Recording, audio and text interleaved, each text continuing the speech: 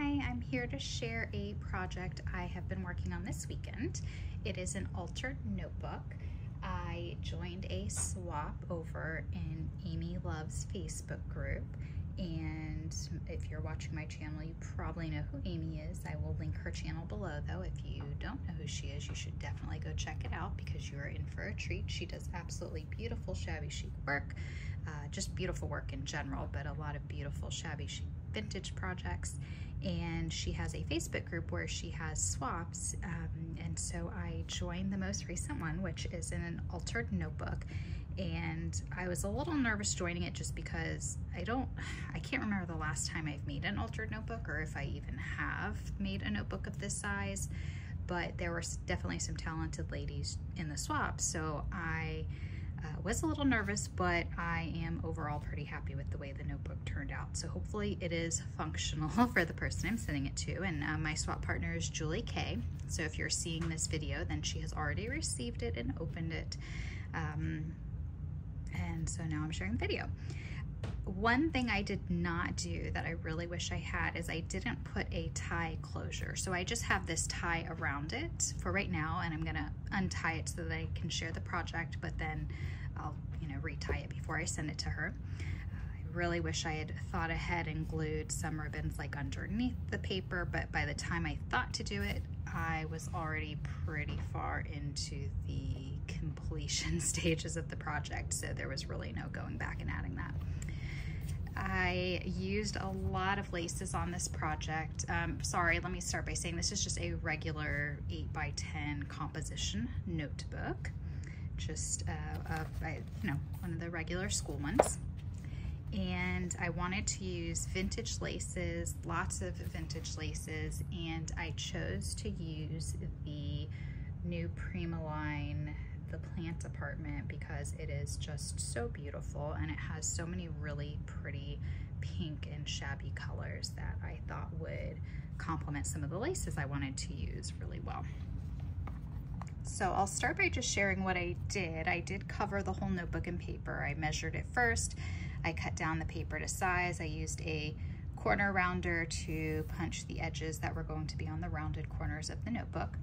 I covered the front, the back, and the inside and the back cover with paper, which I'll definitely show you in a few moments, but I covered all of the surfaces with paper.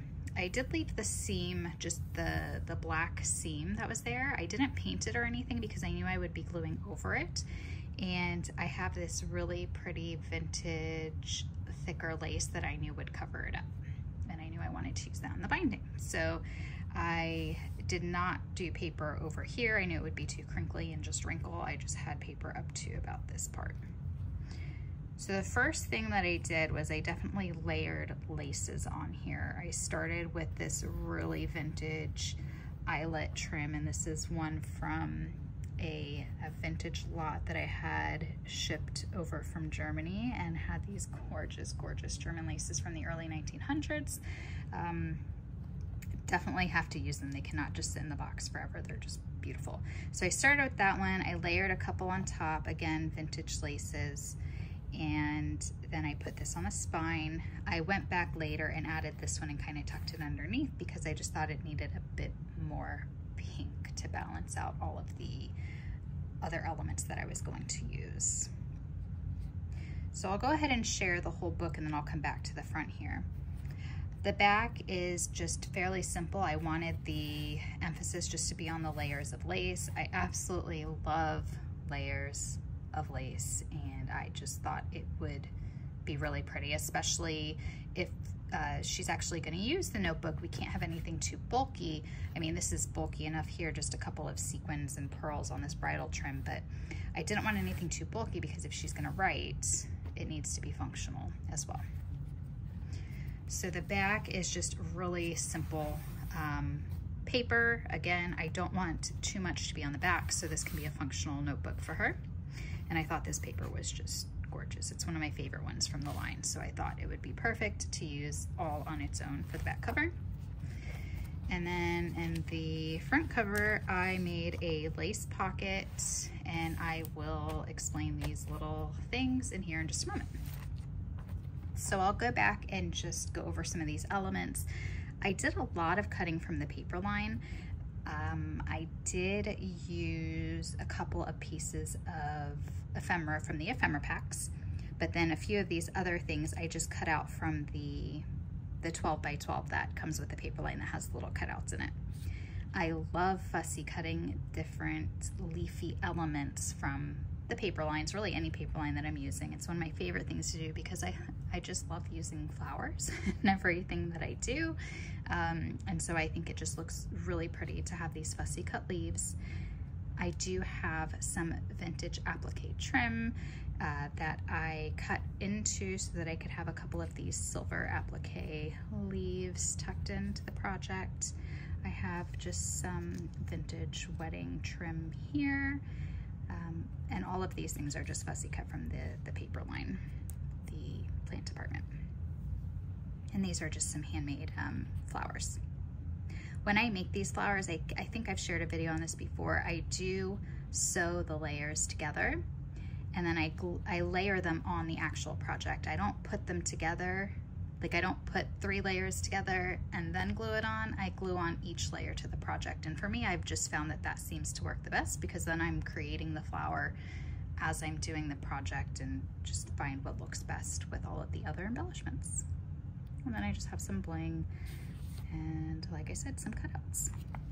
So that is the front.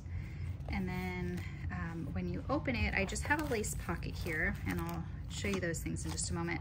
I did sew, just hand sewed. I don't have a sewing machine anymore right now. I don't know where I would put it, so that's kind of what stopped me from getting another one. But I just kind of hand sewed the bottom and the sides, but then I did reinforce it with some Fabri-Tac, and I ended up gluing a piece of paper with lace glued onto it just to reinforce that back there too, so that it's a functional pocket. I have a couple of long bookmarks that I've made, or note bookmarks. That way, if she actually does use the notebook, it can be just like a functional thin bookmark. So I kept it pretty simple.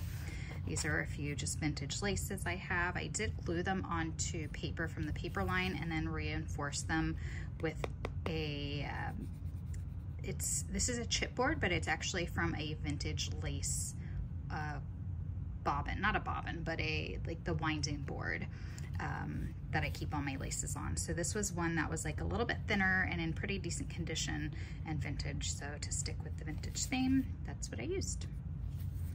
So she has those bookmarks there, or those journal marks that she can use. I have just a cute little glassine bag with just a few little things from a few little cutouts from the paper line. That way if she does use this notebook and follows with that theme, she has those. I had a little J bling in my stash, and her name starts with a J just like mine. So I included that there. I have like 3 of those. And then I made some tags from the paper line. I was going to write a message on this one, but I've decided just to write a message for her on some other piece of paper or something, and that way she can have these if she wants to use them for anything and they match the paper line. So these are just elements that I've cut out from the paper line, vintage laces, just some rhinestone trim that I have, and they're just plain on the back. And I tried to keep it fairly as flat as I could. I didn't want to do too many embellishments because it does have to close. And so, sorry, my cat is wanting to be in the video, so let me move her. And yeah, so that is my altered notebook. Oh, one other thing, I did make and now I don't think I'm going to be able to find it, of course, because I started filming. Oh, here it is. I made a tassel to go on it. And I actually just used a bunch of laces from my stash. I had a pin that I was able to kind of shove up through, well, I don't know if I'm going to be able to find it now, but I kind of shoved up the pin through the bottom.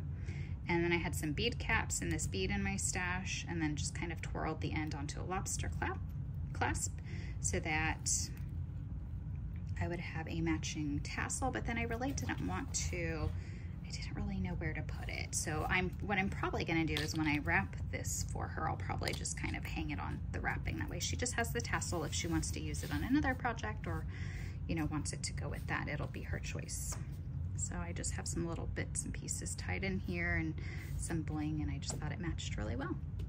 And I'm gonna tie it up with this so that it stays closed. All right, guys, well, thank you so much for watching, and if you have any questions, just leave a comment below.